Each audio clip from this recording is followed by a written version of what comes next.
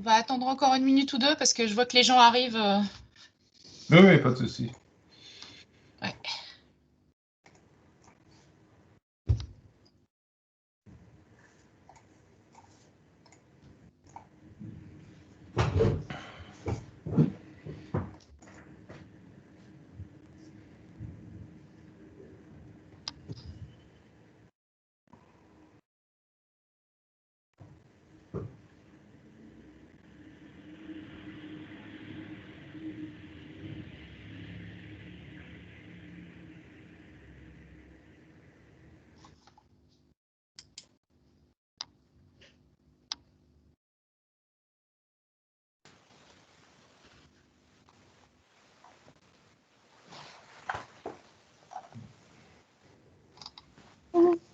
Ah, j'ai mes cheveux en l'air.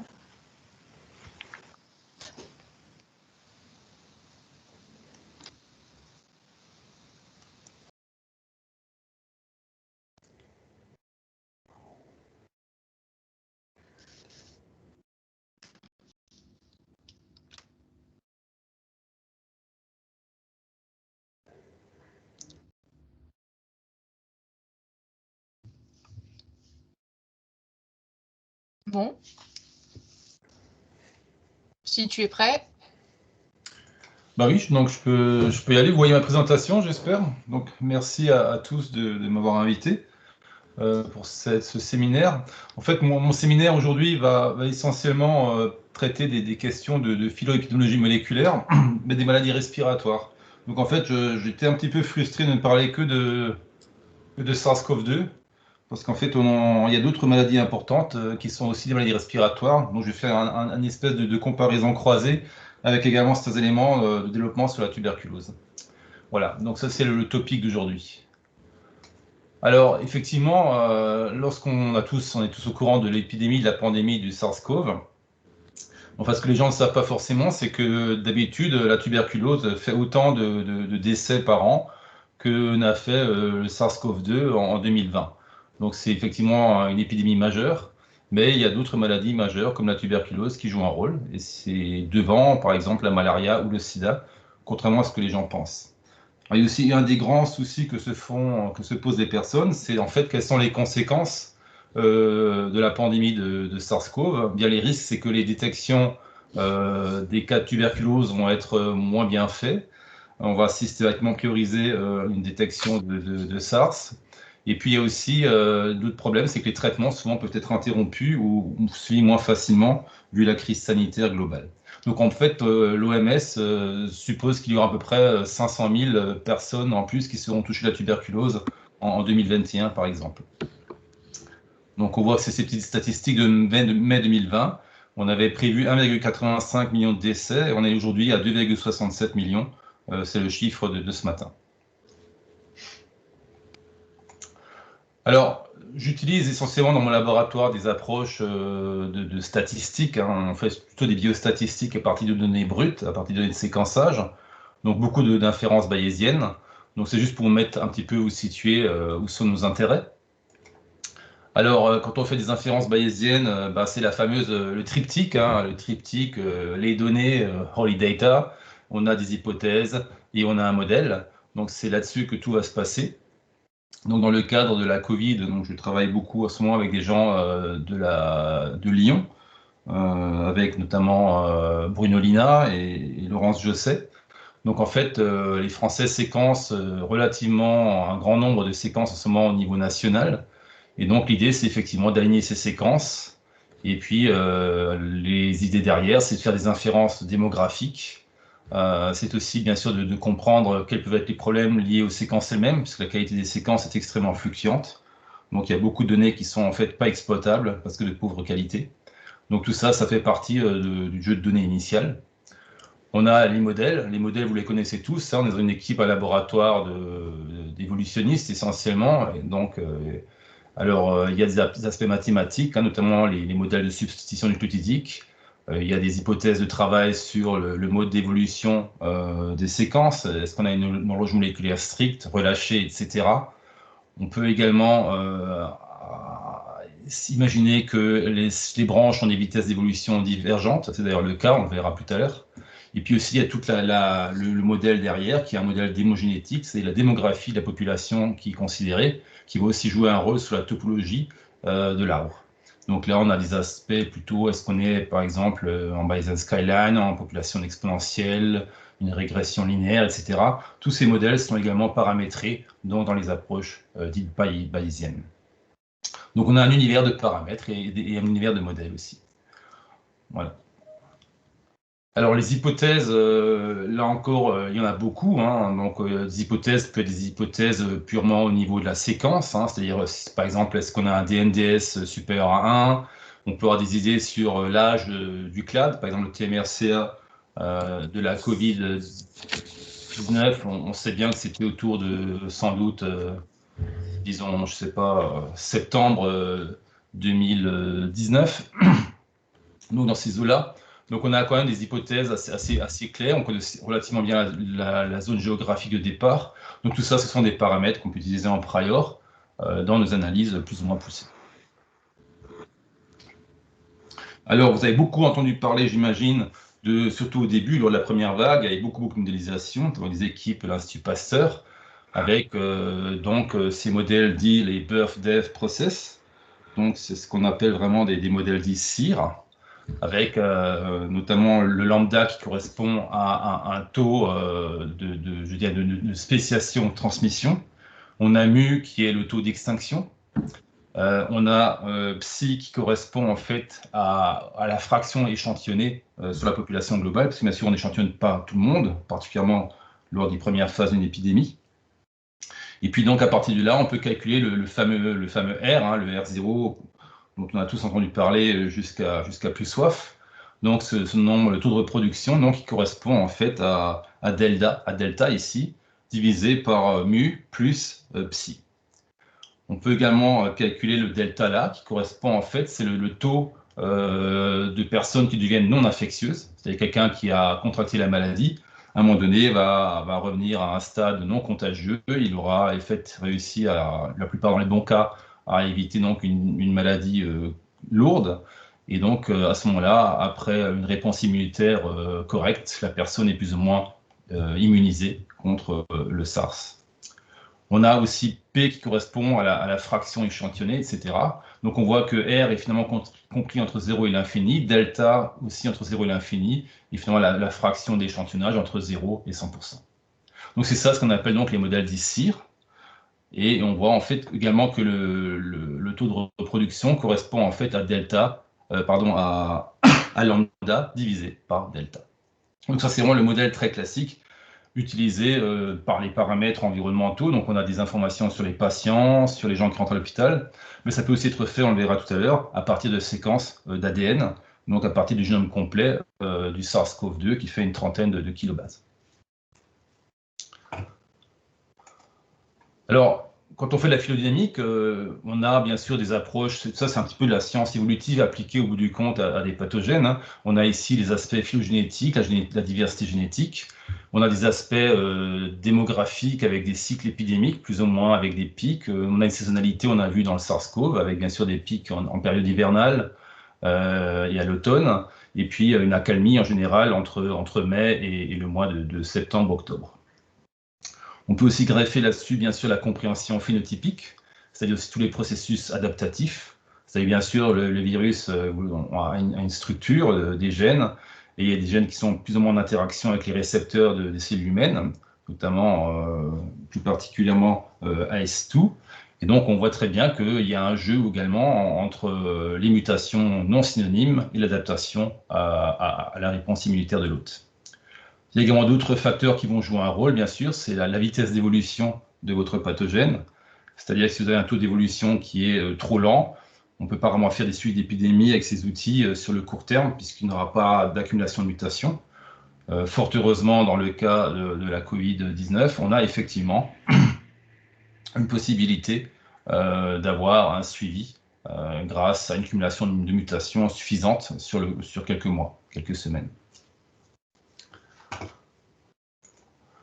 Alors, la phylodémique, il y a beaucoup d'approches, mais la plus classique, c'est en fait de faire des échantillonnages qui sont étalés le long du temps. C'est ce qu'on fait lors d'une épidémie, hein, lors de la première vague, la deuxième vague, la troisième vague, si troisième vague il y aura.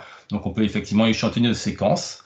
On peut associer à ces séquences également des traits phénotypiques, par exemple les profils des patients, le sexe, etc., la pathologie, est-ce qu'ils sont respirateurs, est-ce qu'ils ont une forme légère. Donc tout ça peut être associé comme trait phénotypique à la topologie de l'arbre et au jeu de données. Donc voilà les informations qu'on peut croiser, la géographie aussi, la localisation du patient, les informations sur ses mouvements de population, etc., s'il y a d'autres pays, si c'est un migrant, etc. Tout ça peut être informé dans les pipelines informatiques. Alors, la plupart des virus ARN sont ce qu'on appelle des MEP, Measurably Evolving Populations.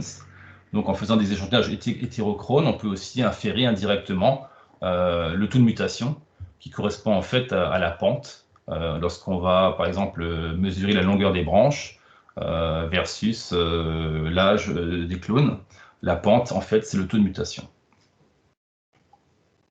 À l'inverse, quelque chose qui mute beaucoup trop lentement, par exemple une bactérie qui va muter à 10-8, il y en a quelques-unes, elles n'auront pas accumulé suffisamment de mutations pour faire effectivement un suivi épidémique sur 2-3 ans. C'est juste pas possible.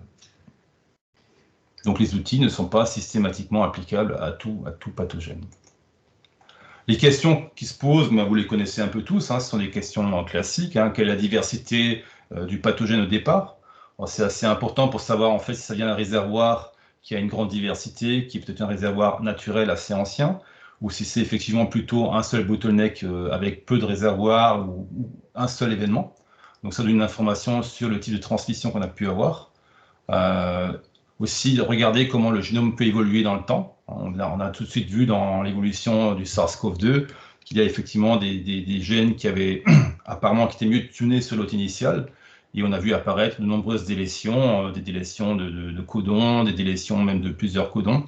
Donc effectivement, il y a progressivement une amélioration du génome sur son évolution. Donc tout ça, c'est des questions qui sont toujours là, questions plutôt liées aux aspects sanitaires et médicaux ou à démarrer l'épidémie, depuis quand elle existe, à quelle vitesse elle se transmet. Donc toutes ces questions peuvent être adressées, pas uniquement donc par les données de terrain médical, mais aussi en utilisant purement et simplement le séquençage des génomes. C'est d'autant plus intéressant lorsqu'on applique ça dans des pays où l'information dite classique n'est pas très bien informée. Donc à ce moment-là, on peut extrapoler l'intensité d'une crise sanitaire en séquençant du matériel de ces pays-là. Alors vous voyez ici donc, un petit récapitulatif finalement. Donc on a effectivement l'horloge moléculaire qui est basée sur les échantillons temporels. On peut associer ça à des modèles de coalescents, notamment sur les modèles démographiques, population en expansion ou pas. On a également des caractères qu'on peut associer, quels qu'ils soient, des traits phénotypiques. Et finalement, on peut greffer par-dessus tout ça encore les forces évolutives, la sélection diversifiante notamment.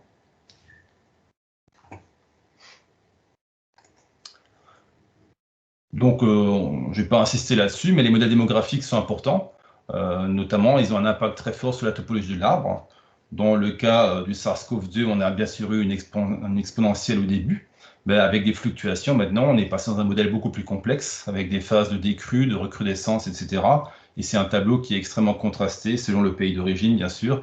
La situation n'était par exemple pas la même en Allemagne. Rappelez-vous, lors de la première vague, les Allemands ont eu 9000 décès. Alors que la France culminait à 35 000. Et aujourd'hui, sur la deuxième vague, les Allemands nous ont quasiment rattrapés. Donc on a effectivement des patrons démographiques des pays voisins tout de même, hein, on est frontaliers, qui sont très très distincts. Donc ça complexifie aussi les analyses. Alors les applications initiales de ce genre d'outils qui sont essentiellement développées par un algorithme qui s'appelle BIS2, donc l'équipe d'anciens membres d'Oxford, donc c'est Werreby, c'est Rambaud. Donc ces gens ont appliqué leur modèle initial sur, par exemple, l'épidémie d'Ebola. On a un exemple ici. Alors qu'est-ce qu'on peut faire avec ce genre d'outils? Vous voyez effectivement là la Guinée, la Sierra Leone et le Libéria. et les premiers cas qui apparaissent dans cette épidémie de 2014 avec le nombre de cas, le nombre de décès. Ça ressemble vraiment à un cas d'étude en miniature de ce qui se passe aujourd'hui à l'échelle planétaire. Et puis l'outil bayésien a permis notamment de dater. Ici, ce sont en fait les courbes qui correspondent à la vraisemblance maximum de la date inférée. Donc ici, l'entrée de l'épidémie aurait débuté en mars 2014 à partir de la Guinée et serait passée en fait secondairement en Sierra Leone 2 mois plus tard. Donc ça, c'est des informations qu'on peut extrapoler à partir des séquences. Donc c'est les postérieurs bayésiens. Lorsqu'on peut appliquer ce genre d'outils, on voit aussi l'intérêt de calculer par exemple le taux de reproduction.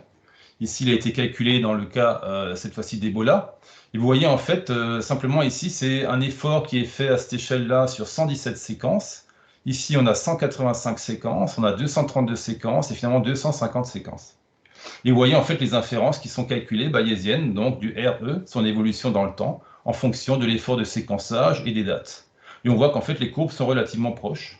Donc, il y a une assez bonne cohérence entre les signaux détectés. Donc ça veut dire qu'à peu près dans la phase initiale, conséquence 117 séquences ou 250, l'information est la même. Donc ça, c'est une bonne chose. Donc on voit, c'est un des avantages de ces approches, c'est qu'il ne sert à rien d'avoir des dizaines de milliers de séquences. Avec quelques centaines, on a, grosso modo, si elles sont bien échantillonnées, l'histoire de la fluctuation du R0 dans la population.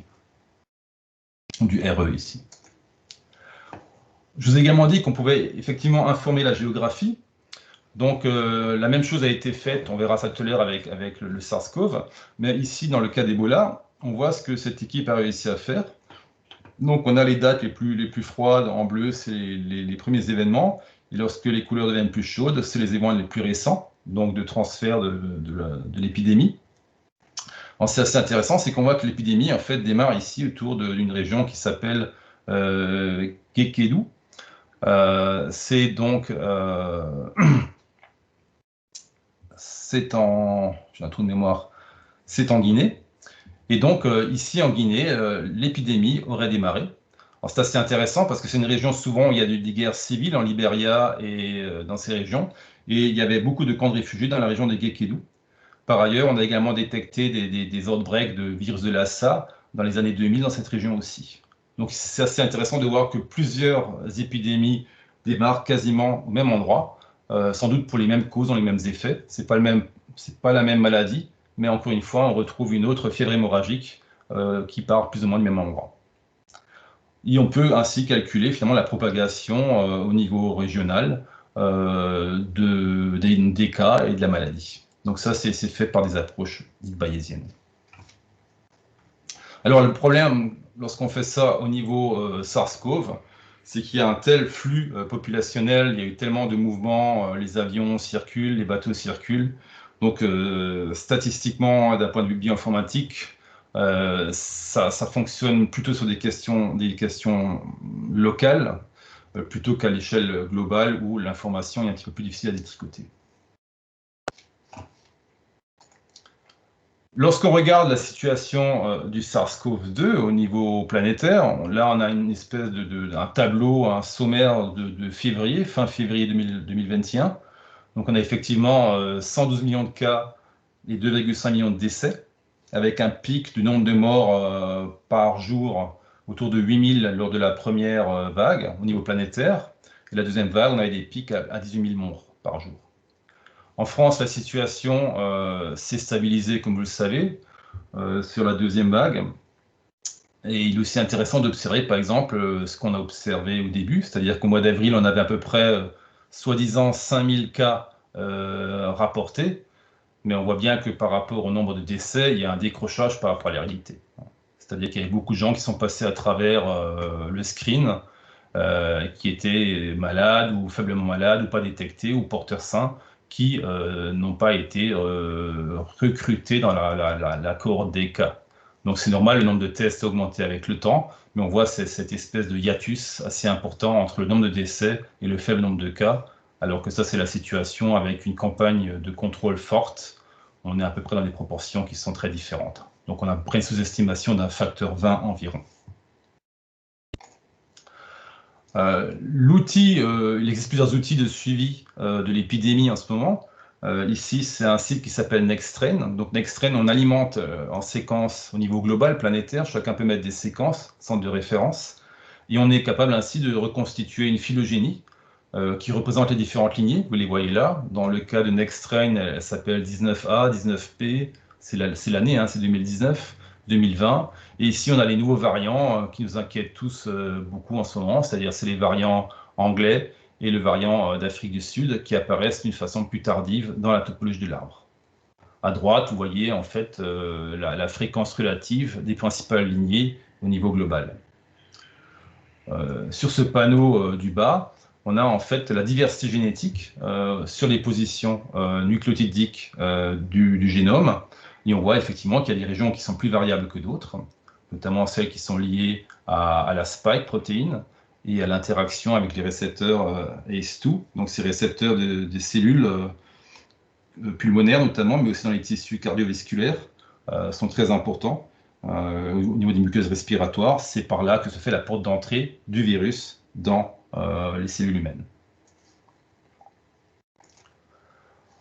Lorsqu'on regarde de plus près les variants ou les mutants, c'est assez intéressant de voir la dynamique. Par exemple, là, vous avez l'un des premiers mutants qui a fait beaucoup de bruit, la première vague, c'était le D614G. Donc, cette mutation-là, donc un acide aspartique qui se transforme en glycine sur la spicule, eh bien, on voit qu'au départ, on avait l'allèle sauvage, c'était plutôt présent donc en Asie, en Chine, et très vite, le mutant s'est fixé sur le reste de la planète. La même chose est observée dans une moindre mesure pour une mutation plus récente, une qui est présente notamment chez le variant anglais et les variants sud-africains. C'est toujours sur la spike, c'est la N501Y. Donc dans ce cas-là, on a une asparagine qui est remplacée par une tyrosine, et vous voyez que ça a apparu plusieurs fois, indépendamment, une première fois ici, une seconde fois ici, et une troisième fois ici. Donc c'est vraiment de la sélection en cours. Donc le fait d'avoir une mutation sur ce site vous permet d'avoir un meilleur échappement de la réponse immunitaire, sans doute. Donc ça, c'est ce qu'on observe. Et on a ici la définition des variants. Par exemple, ce variant-là est absent en Afrique du Sud, alors qu'il est présent, le N501Y est présent pour les souches européennes, mais aussi sur les souches d'Afrique du Sud. La première grande fixation, la 1614G, il y a eu ce fameux papier qui a fait beaucoup parler de lui, de l'équipe de Bette Korber. Donc eux, ils ont montré dans Cell, on voit très bien comment les choses évoluent dans le temps. Alors, en mars 2020, on a essentiellement la version D, et puis on voit que 3 semaines plus tard, la version G s'est quasiment fixée planétairement, du moins montée en fréquence d'une façon incroyable. Au laboratoire, en partie de culture cellulaire, ces chercheurs ont pu démontrer que le variant, en fait, se multiplie beaucoup plus vite, et donc un taux de reproduction, du moins in vitro, très important, qui est significativement plus important que l'allèle sauvage. On voit ici, également dans le temps, les changements de fréquence. Donc là, il s'agit vraiment de l'évolution en marche qu'on peut observer chez ce genre d'organisme, ce qui est assez fascinant. Alors, lorsqu'on s'intéresse plus spécifiquement aux mutations, dans mon équipe, on a commencé à travailler sur les mutations sous sélection, mais en fait, la collectivité scientifique travaille si fort que tout ce qu'on fait, on est toujours dépassé dès qu'on a commencé. Donc il y a ce site qui fait ça très bien, et où chaque jour, toutes les données cumulées sont réanalysées sur ce pipeline de DataMonkey, et ça vous montre ici tous les sites qui sont sous sélection positive avec les différents gènes. Donc ici, on a par exemple NSP3, l'exonucléase, les licases, etc. Donc toutes les mutations sont listées. Là, c'est la mutation qu'on a vue tout à l'heure. Donc c'est celle-ci. C'est cette mutation-là, la N501Y, qui est représentée là. Donc on a en fait 263 000 séquences qui ont le N, et maintenant 32 163 qui ont le Y. Il y a un variant mineur qui a un T 231 fois. On voit également comment ces variants fluctuent dans le temps, avec notamment la montée en puissance du mutant avec donc la tyrosine. Ici, on comprend mieux les interactions. Donc, vous voyez finalement le récepteur ACE2 ici, avec donc des régions importantes, la RBM. Donc, le RBM, en fait, c'est quoi? C'est le Receptor Binding Motif. Et puis, on a le RBD, qui est le Receptor Binding Domain. Donc, ce sont là que vont se faire les vrais jeux de serrure clés entre la cellule réceptrice et le virus. Et dès que c'est là qu'il y a du tuning évolutif. Lorsqu'on s'intéresse au taux de mutation, on peut aussi se poser bien sûr la question, c'est à quelle vitesse évolue ce virus. Donc je l'ai dit tout à l'heure, en fait c'est la pente. La pente elle est là. On a ici les mutations qui s'accumulent dans le temps en fonction des dates. Donc on a à peu près 22 mutations qui vont se cumuler sur un génome de SARS-CoV-2 par an. Il est aussi intéressant de voir aujourd'hui que les variants qui ont beaucoup de succès, c'est-à-dire le variant anglais et sud-africain, eh bien, ils sont un peu dans une partie un peu haute, c'est-à-dire qu'ils sont assez loin de la ligne noire, la moyenne. Hein. Donc, ça veut dire qu'ils ont tendance à apparemment cumuler un peu plus de mutations. Alors, c'est pas tout à fait vrai parce qu'il y a deux raisons. Hein. Donc, si ce variant propage plus vite, eh bien, indirectement, il y aura plus de cycles de reproduction et donc indirectement plus d'accidents de mutation et donc un peu plus de mutations. Donc, on ne sait pas vraiment si c'est le taux de mutation qui augmente ou si simplement il y a plus de réplication parce qu'il y a plus de patients infectés sur le court terme.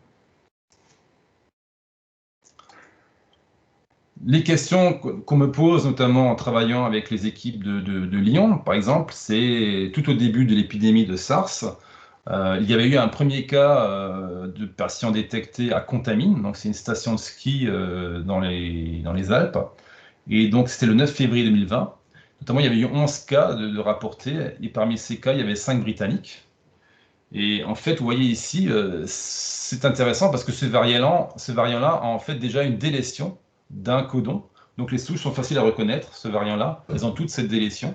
Et lorsqu'on regarde ici en faisant un minimum spanning tree, qui vous montre les relations entre les souches, les couleurs, vous avez les codes couleurs et les pays, on voit que c'est plutôt un variant d'origine anglaise, donc c'est pas surprenant qu'on ait effectivement des Anglais ici. Et puis on voit en jaune, enfin ce qui est encerclé en jaune, ce sont les souches françaises. Donc la question qu'on se posait, par exemple, c'est de savoir est-ce que le cluster des contamines a bien été isolé? Est-ce qu'il n'y a pas eu de transfert ou de contamination d'autres patients qui ont pu échapper donc, à la surveillance? Donc ici, vous avez la souche initiale donc, de contamine au cercle, avec l'étoile. On a trouvé donc des souches très proches à Lyon, mais également ici, je ne sais plus où c'est malheureusement, mais je crois que c'est du côté de Marseille. On a des souches présentes en Île-de-France, des souches présentes à Marseille également ici. Ici, c'est Bourg-en-Bresse, etc. Donc la question, c'est de savoir est-ce que ces souches peuvent être reliées par une chaîne de transmission ou pas. Alors grâce au taux de mutation qu'on a calculé tout à l'heure, on est capable de dire, voilà, entre cette date-là, ici c'est la date, c'est le 5 mars, ici c'était le 8 février.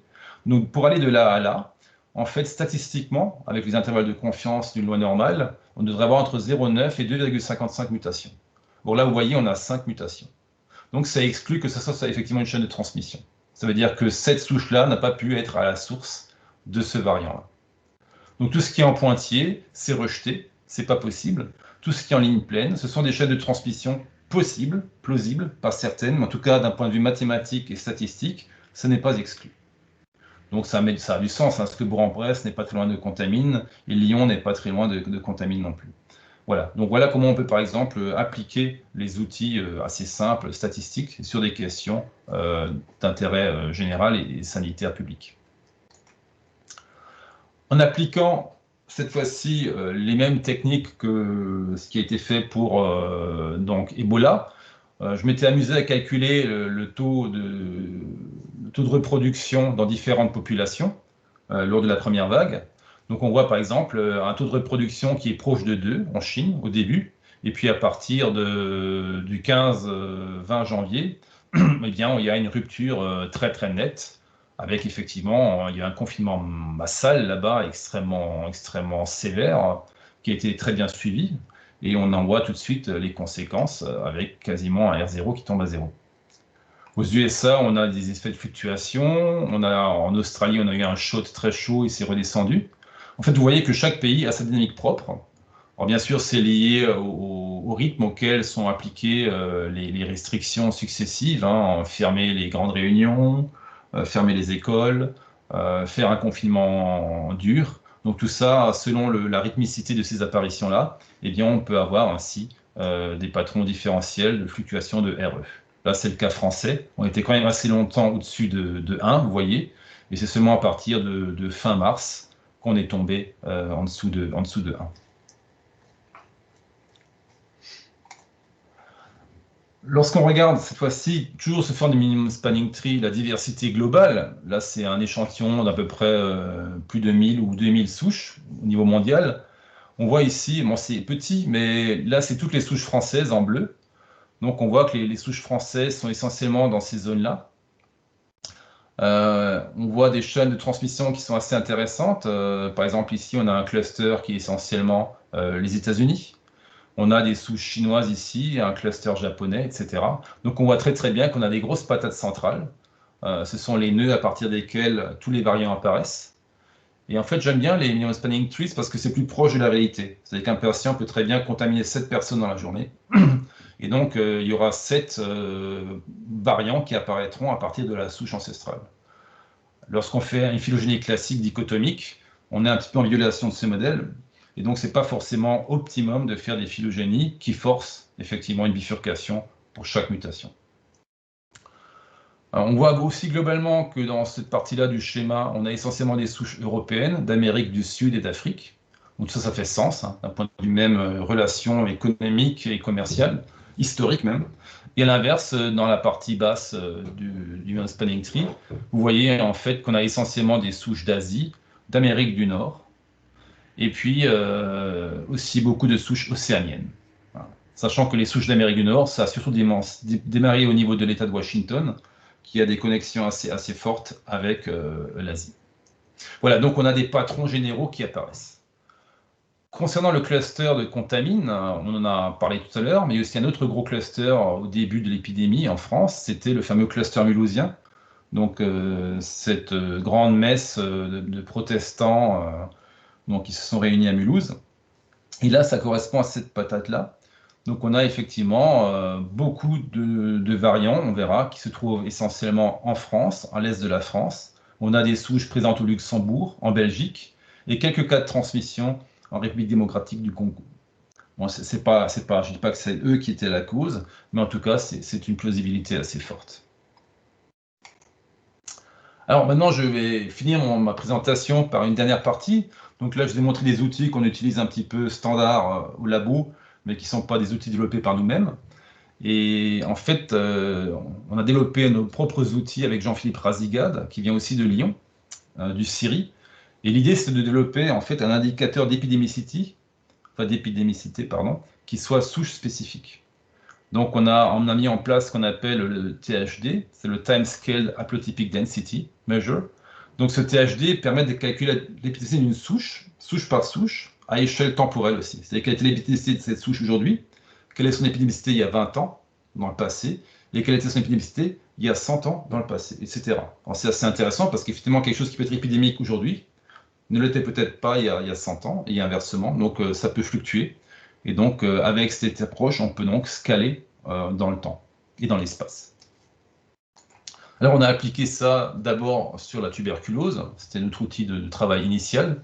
Donc, avec Jean-Philippe, on a fait des simulations de processus démographiques, une population en bleu à taille constante, une population en expansion. Et bien sûr, on voit que plus on a de locus, ça peut être des SNP par exemple, plus la puissance statistique va être forte et plus l'inférence sera bonne. Bon, ça tombe un peu sous sens, mais en fait, on a validé le modèle par simulation. Donc, on sait qu'en deçà d'un certain nombre de variations, l'information ne va pas être bien interprétée. On a également montré par des simulations avec FastSimCoal qu'il y a une certaine saturation de l'information, c'est-à-dire que notre méthode est assez efficace sur des temps relativement courts, de l'ordre de quelques centaines d'années, mais que sur le très long terme, on va en fait avoir une tendance à sous-évaluer l'âge, par exemple, des maladies. Mais c'est un problème classique d'homoplasie qu'on connaît sur des séquences d'ADN également, qu'on peut corriger, mais ce n'est pas encore fait par notre méthode. On y travaille. Alors, en travaillant sur cet outil et en appliquant l'outil sur une collection de cas de tuberculose dans la région Rhône-Alpes, on a publié ce papier dans Scientific Reports. En fait, ce sont des souches non résistantes aux antibiotiques. Et on voit qu'on a plusieurs lignées évolutives, sachant que la tuberculose a plusieurs lignées évolutives qui sont essentiellement des lignées à forte connotation géographique. On voit qu'en France, on a essentiellement des souches dites euro-américaines, toujours en Idiom Spanning Tree. On a également un certain nombre de souches de type Beijing, Asie de l'Est. Donc dès qu'on a des petites patates, c'est que c'est plutôt épidémique. Et puis des souches qui ont en fait beaucoup moins d'impact, East Africa, India, les souches ici Afrique de l'Ouest, et finalement ici les souches dites animales avec Mycobacterium bovis. Alors en travaillant avec l'outil, le THD qu'on a développé, eh bien, on s'est rendu compte que les souches qui ont le plus de succès sur le temps court, donc il y a 20 ans en France, ce sont en fait des souches essentiellement d'origine Afrique de l'Ouest et des souches essentiellement est-asiatiques, donc les souches Beijing. C'est-à-dire que c'est avec la contribution dans l'épidémie de tuberculose dans la région Rhône-Alpes, les cas les plus récents sont essentiellement drainés par, sans doute, l'immigration et pas par les souches endémiques qui sont donc de la lignée euro-américaine. On voit que sur le temps long, le THD 200, sur une échelle de 200 ans, on voit qu'effectivement la souche en bleu qui performe le plus, c'est effectivement la souche euro-américaine, ça fait sens, c'est la souche endémique. Elle est effectivement présente depuis longtemps et c'est elle qui a fait les grandes pandémies de tuberculose au XIXe siècle. Voilà à peu près comment on peut utiliser l'outil THD dans un cas d'étude d'une autre maladie respiratoire, la tuberculose. Alors ce qui est amusant, enfin amusant façon de parler, hein, c'est qu'on peut voir que par exemple le THD sur le court terme, donc le taux de succès des souches, eh bien il est négativement corrélé avec l'âge du patient. C'est-à-dire que plus le patient est âgé, moins il aura de souches épidémiques, parce qu'il a en fait plus de chances d'avoir la souche ancestrale locale. On voit également à l'inverse qu'on a une corrélation positive entre des souches qui ont un THD important sur le long terme, chez les patients donc âgés. Ils ont donc des souches dites locales, endémiques. À l'inverse, les étudiants ont une corrélation négative. Ils ont plutôt tendance à avoir des souches plutôt récentes, importées. Alors c'est normal, ils ont aussi une vie sociale différente, ils vont à l'université, ils vont dans des bars, ils ont plus de chances de contracter des souches exogènes. Voilà. Enfin, on voit également que dans tous les cas de figure, on a une positivité entre la valeur du test, entre l'infection des patients, des spotums positifs, par rapport évidemment à une maladie infectieuse avec une épidémicité forte. On peut également voir par toutes sortes de graphes qu'on a effectivement en Asie une prévalence géographique des souches indo-oséaniques, des souches Beijing, dans ces régions-là, et à l'inverse, en Europe, on aura plutôt des souches de type, comme je disais tout à l'heure, européennes. Bon, ça c'est assez logique, je vous l'ai déjà dit. Avec le THD, on a également réussi à essayer de faire des espèces de cartographie des flux de population et de la contribution relative des différentes lignées dans l'épidémie lyonnaise. Alors je vous rappelle que c'est des souches non résistantes. Donc on voit le patron ici, il y a un peu le patron actuel, et le patron passé. Donc on voit que dans le passé, par exemple, l'Europe de l'Est contribuait plus significativement au nombre de cas de tuberculose en France qu'aujourd'hui. On voit par contre que la contribution de l'Afrique du Nord et de l'Afrique de l'Ouest reste relativement constante en France. Et donc on peut voir comment les choses évoluent. Lorsqu'on regarde la situation, mais ce n'est pas le cas sur cette figure par rapport aux souches dites MDR, multidrogues résistantes, cette fois-ci, on verrait que le patron de la contribution des souches Europe de l'Est a significativement augmenté dans les années récentes. Donc selon le type de pathogène que vous regardez, même au sein d'un même pathogène, le patron de distribution des souches sensibles n'est pas le même que le patron de distribution des souches résistantes au niveau géographique. Alors j'en finis avec donc des collègues de Cambridge, Vanessa Wang, on a fait un papier de revue et les applications de notre méthode sur d'autres systèmes biologiques, notamment on voulait le faire sur les virus, mais on l'a fait par la force des choses au bout du compte. Mais avec Vanessa Wang, on a travaillé sur la salmonellose également. Et on a utilisé ce jeu de données d'un Nature Genetics qu'on a publié, enfin, où j'étais dernier auteur en 2015. En fait, cette fameuse lignée Beijing de la tuberculose présentait 7 lignées, avec certaines lignées qu'on voit là, ici, la 1 qui a l'air très épidémique, avec une grosse patate centrale, beaucoup de variants à 1 ou 2 steps. Et on s'est amusé à regarder quelles étaient en fait les mesures de ce THD sur nos lignées. Et effectivement, ça marche très très bien, puisque les lignées les plus épidémiques aujourd'hui, ce sont bien celles qui ont un THD le plus important. Donc à moins une hiérarchie. Et à l'inverse, les souches les plus basales de la lignée Beijing ont en fait un taux d'épidémicité plus faible et sont plutôt, au bout du compte, endémiques qu'épidémiques. Donc le THD est capable de détricoter tout ça. En regardant la distribution en composantes principales des différentes souches, on a ici une mesure de THD en code couleur. On voit que les souches qui sont les plus épidémiques sont dans ce secteur-là de l'analyse en composantes principales. Eh bien, on voit que ça corrèle en fait très très bien avec la distribution des souches qui sont streptomycine résistantes. Donc, contrairement à ce qu'on dit souvent, il y a un certain coût métabolique d'être résistant, mais il y a aussi un coût, un gain. Le gain, c'est que ces souches sont plus épidémiques, malgré la résistance. Donc là, on a vraiment démontré le lien entre une antibiorésistance à la streptomycine et une propagation des germes de la lignée Beijing. Donc c'est ce que je montre ici sur ce graphe, ça revient à la même chose. Enfin, c'est un tableau. Et puis on a toujours aussi l'opportunité, grâce à ce THD, de faire bouger ce THD dans le temps, mais aussi dans l'espace. Donc ici, on a rajouté la dimension temporelle. Donc on voit que dans le cas de toute la lignée Beijing, la maladie serait apparue il y a à peu près 8000 ans ou 10 000 ans en Asie de l'Est, du côté de la Corée. Et puis c'est propagé progressivement, vous voyez, vers l'Asie du Sud-Est. Et finalement, plus récemment, une grande propagation comme un feu de paille vers l'ouest. Si on fait ça à échelle de temps plus court, sous des fenêtres temporelles de 100 ans, eh bien on voit très très bien que l'épidémie va se déplacer donc d'est en ouest pour finalement se multiplier, trouver son nouvel apex actuel en Asie centrale et dans les pays de l'Europe de l'Est. Alors j'en finis, ce sont mes deux dernières diapositives. Alors évidemment, on a été sollicité pour utiliser nos méthodes sur le SARS-CoV. Donc ce papier-là, il est parti en revue là, dans Nature Communications.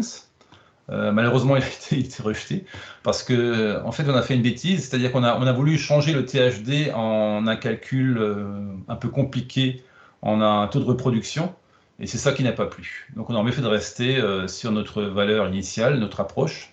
En voulant faire trop bien, eh bien, on s'est fait critiquer d'avoir fait cette transformation. Mais en gros, ce papier est toujours sur les rails. Donc, ce qu'on a fait, c'est qu'on a essayé d'estimer au niveau du SARS-CoV-2, d'un premier temps, la coalescence de tous les événements. Donc, on voit effectivement qu'on était quelque part en décembre 2019, en Asie. On a des cas comme ça qui apparaissent sporadiquement, à Hong Kong très tôt également. Donc ça, c'est les dates de première identification de l'ancêtre commun des lignées. Et puis, on a ici fait un calcul qui est ici le taux de reproduction relatif, donc par rapport à un référentiel chinois. Donc on voit qu'il y a des pays qui ont performé moins bien, enfin où l'épidémie était plus forte qu'en Chine. C'était le cas notamment en Italie, en Pays-Bas, en Suisse et en Espagne. Il y a des très bons élèves, notamment en Australie, le Danemark, la Corée du Sud. Donc le Canada, ces pays ont mieux su s'adapter à l'épidémie. Après, ça peut être des causes pas forcément liées au gouvernement, mais on a comme ça une distribution, une hétérogénéité de la propagation dans les populations. Enfin, la dernière diapositive, on a essayé de quantifier les contributions relatives des différentes interventions non pharmaceutiques dans la propagation. Et il en sort clairement que, c'est un petit peu enfoncer une porte ouverte, mais tout de même, le confinement total, c'est ce qui contribue, et de très loin, le plus, de l'ordre de 34% à la réduction du R0. La seconde plus importante décision en termes de réduction, c'est de fermer les écoles. Donc comme ça, on a pu en fait quantifier, comme je disais, les contributions de chaque étape, et aussi quels sont les combinatoires de décisions qui sont nécessaires pour amener le R0 très fortement en dessous de 1. Voilà un peu le genre de méthode qu'on a pu utiliser. Et ici, on a fait des espèces de courbes théoriques à partir de simulations qui montrent l'effet, par exemple, du confinement sur le nombre de cas qu'on pourrait observer. Donc on voit très bien de confiner, ça va faire baisser fortement le nombre de cas. Par contre, ça va un peu décaler dans le temps la durée de l'épidémie. Voilà, donc tout ça, ça a été donc finalisé dans ce travail. Et si vous êtes intéressé, il y a le lien ici qui vous donne le papier en entier donc sur medRxiv. Voilà. Je vous remercie tous pour votre attention et je serai ravi de répondre à vos questions. Merci.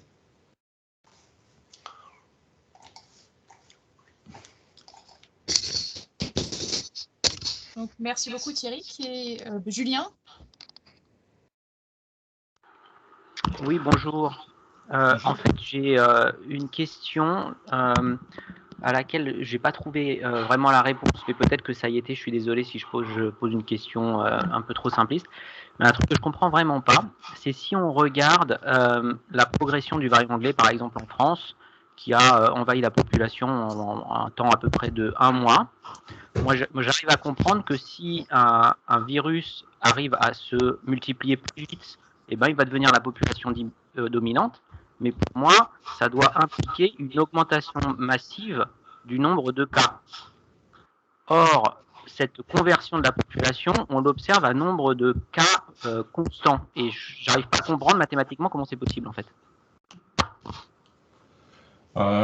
Oui, je comprends la question, elle fait sens.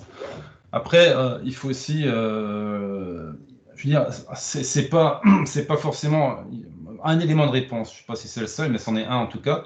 C'est qu'il y a beaucoup de personnes qui ont, par exemple, les contaminations. Ils ont 2 variants. On peut très bien être contaminé avec un variant à faible densité, mais dans l'individu, cette transformation va se faire aussi. Donc, s'il n'y a pas un effet, je dirais, interpersonne, en tout cas, il peut y avoir un effet intrapersonne. C'est que la population virale peut effectivement fluctuer. On a très tôt trouvé des cas de contamination de personnes. Alors on ne sait jamais tout à fait certain si c'est effectivement s'il a été infecté 2 fois, ce qui est peu vraisemblable, ou si effectivement des mutations apparaissent au sein du patient au cours de la maladie, et donc avec des dynamiques populationnelles au sein du patient qui permettent de faire monter à ce moment-là une fraction de la population des variants par rapport aux autres. Donc ça serait un élément de réponse. Mais c'est vrai que la question sur le fond, après quand on dit que le nombre de cas explose, c'est aussi vrai. En Angleterre, c'était vrai, il y avait beaucoup de patients, plus de malades, qui accompagnaient le variant. En France, on a, je suis d'accord, quelque chose à taille à peu près constante. Ouais. Donc la question, oui, ça mérite d'être approfondi. Ouais. Merci. Si je peux dire quelque chose. Oui, le fait que ça explose, je croyais que c'était parce que le virus se multiplie plus vite, non? Et donc, et aussi, des choses que je ne maîtrise pas, c'est savoir combien de virus sont produits pour chaque cellule infectée. Alors, je ne suis pas un spécialiste au niveau clinique de cellules infectées, mais effectivement, ce qu'on sait aujourd'hui, d'après les publications récentes, c'est qu'effectivement, ce virus se propage plus vite. Donc, ça peut être effectivement qu'il y a un temps de génération plus court, et donc il y a aussi une dose infectieuse plus élevée. Donc, si la dose infectieuse est plus élevée, il y a plus de chances de contracter par aérosol que si la densité est moins forte. Donc, ça, c'est un élément de réponse, mais c'est pas toujours si trivial. Donc, il y a beaucoup d'autres facteurs. Même moi, je suis souvent très mal à l'aise de dire de ce genre de choses. Par exemple, si on compare ce qui se passe en France, je veux dire, par rapport à ce qui se passait en Angleterre il y a 1 mois, la dynamique sanitaire n'était pas la même. Donc, on ne peut pas vraiment comparer un pays où il y a un certain relâchement sanitaire avec un pays où il y a encore une phase assez sérieuse de lockdown. Donc, c'est très dur, c'est très multiparamétrique. Et souvent, je suis un peu réticent à ces papiers qui font une analyse binaire, un paramètre ou deux, et qui disent voilà, c'est ça, c'est ça. C'est très multivarié. Et il faut être très prudent dans les interprétations hâtives de ce genre de choses. Ce qui est clair, c'est que ce variant a un avantage sélectif, ça c'est clair, sinon il ne se fixerait pas si vite. Mais est-ce qu'il est vraiment tellement plus efficace? Oui, sans doute. Mais c'était une question que je me posais, c'était de savoir si par hasard il y avait des modifications qu'on avait observées dans l'enzyme qui polymérise l'ARN. Alors ça j'ai pas lu ça, mais ce qu'on sait clairement, c'est que toutes ces mutations les plus importantes des variants qui montent en fréquence sont la plupart du temps des mutations qui sont effectivement impliquées dans la reconnaissance de la spicule par les cellules ACE2. Donc ça a vraiment sens, et ça a un gros sens évolutif. Après, c'est plus compliqué parce qu'il y a effectivement des effets d'épistasie et des paysages adaptatifs. Donc, il y a plusieurs chemins qui peuvent conduire à un optimum d'un setting viral. Et il n'y a pas un seul chemin. C'est pour ça qu'on voit apparaître des mutations sur plusieurs lignées très différentes, les mêmes, et certaines ne sont pas forcément toujours présentes. Donc, il y a un monde des possibles, et peut-être que certaines mutations empêchent l'apparition d'autres. Donc, c'est compliqué, en fait. Moi, plus j'analyse les choses, plus je vois des aspects critiques à beaucoup de publications. Et j'ai encore une autre question. Est-ce que vous êtes... Martine, peut-être? J'ai pas fini. Je peux finir? Bon, Oui. Oui, la question que je me posais, c'était l'histoire des délétions aussi. Oui. Je voulais savoir avec quelle fréquence il y a des délétions dans les génomes. Ah, il y a énormément de délétions. Il y en a énormément. Il y en a pratiquement, c'est truffé de délétions. Il y a des petites délétions, comme dit, d'un codon. Donc ça arrive souvent, mais des délétions de 5, 10, 15, 20 codons. Il y a des blocs entiers qui partent. Donc on peut faire de la recherche uniquement sur ces délétions-là. C'est un domaine d'étude à part, mais c'est quelque chose de fréquent, de très fréquent. Donc ça montre aussi, dans une très large partie, que le virus n'est pas encore vraiment très bien tuné sur Homo sapiens et qui vient très certainement d'un autre hôte. Donc ça c'est clair. Ouais. C'est une évidence. Merci. Excuse-moi. Oui, bonjour, merci pour votre exposé. Si je peux revenir sur la question de l'explosion, en fait, il n'y a pas que le comportement du virus qui est important, il y a aussi le comportement des hôtes. Et ça fait aussi 3 mois qu'on entend parler du variant anglais, d'un possible reconfinement. Donc, il est aussi tout à fait possible que les gens se soient adaptés et limité leurs contacts. Et du coup, ça donne une dynamique non explosive, mais c'est pas la force. Enfin, c'est pas grâce aux variants, c'est plutôt grâce au fait que les gens ont pris peur et du coup ont aussi adapté leur comportement.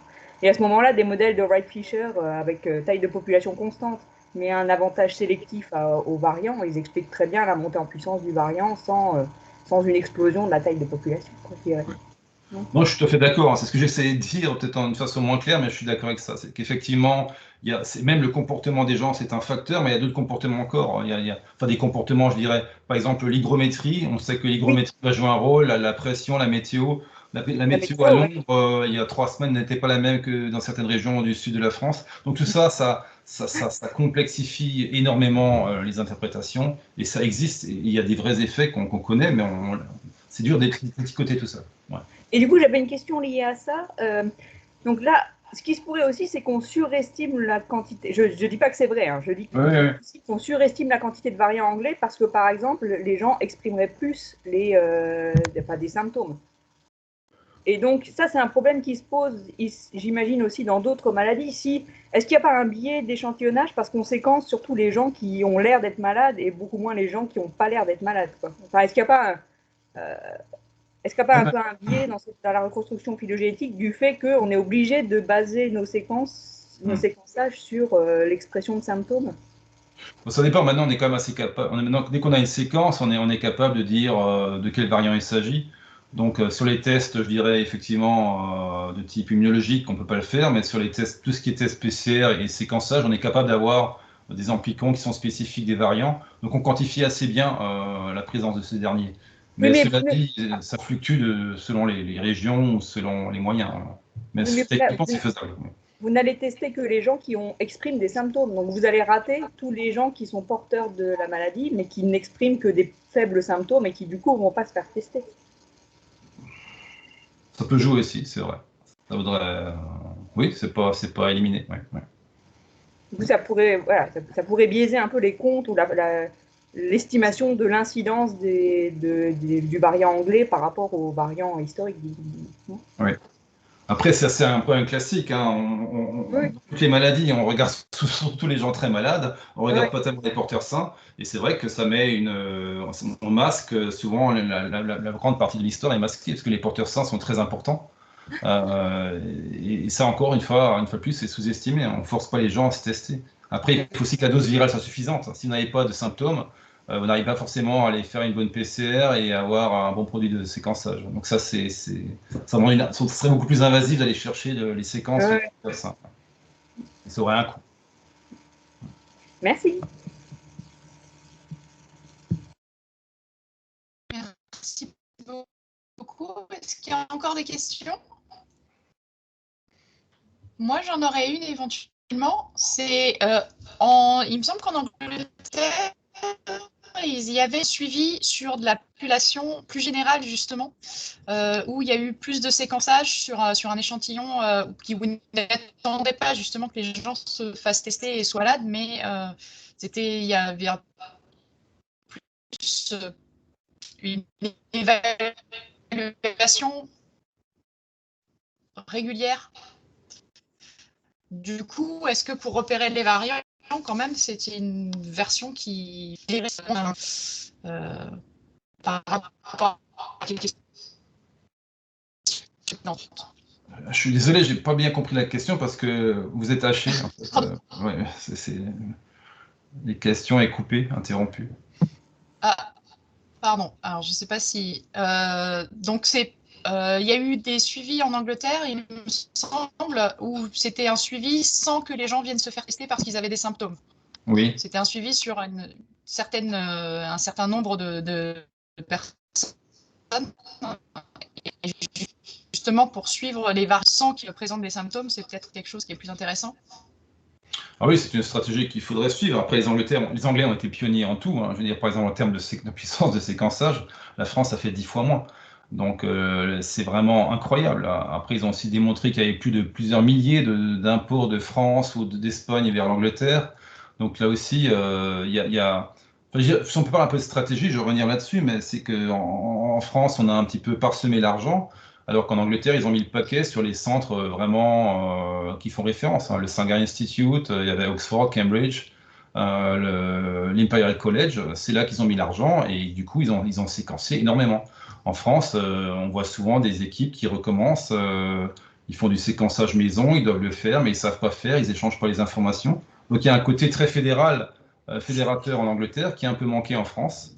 Et c'est dans les recommandations, si je devais en faire une, c'est vraiment ça, c'est un petit peu d'avoir plus de verticalité et un petit peu moins de multiplier les petites baronnies.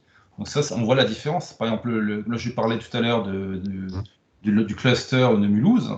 On a très peu de séquences de Mulhouse. C'est quand même relativement incroyable, puisque c'était sans doute un des points émergents le plus important de l'épidémie en France. Et on a peu de séquences qui ont été faites dans cette région de France. Donc ça, c'est des choses qui me paraissent vraiment malheureuse et qu'il faudrait corriger. Mais ça, c'est lié à la politique des centres de référence et de séquençage en France, qui n'était pas très, très efficace. Merci beaucoup. Patricia Mineia Flores, oui. Une dernière question. Merci beaucoup. Bonjour, justement, par rapport au séquençage, la France a séquencé combien de variants, enfin pas forcément des variants, mais combien de patients, combien d'échantillons depuis le début de l'épidémie? Vous avez une idée au total? Là, j'en ai à peu près avec mes collaborateurs du centre de référence, Bruno Lina et ses collègues donc, du côté de Lyon, qui est centre de référence aussi. On a pour l'instant dans les 2500-3000 séquences de réaliser. D'accord. Les Anglais, c'est de l'ordre de la centaine de milliers. Bon, on n'est pas les seuls, il y a aussi l'Institut Pasteur qui séquence. Mais en gros, les Français ont fait à peu près un 10%, je dirais, de ce qui a été fait par le Royaume-Uni. Enfin, le UK. Oui, c'est le Royaume-Uni, oui. Je fais attention avec les Anglais.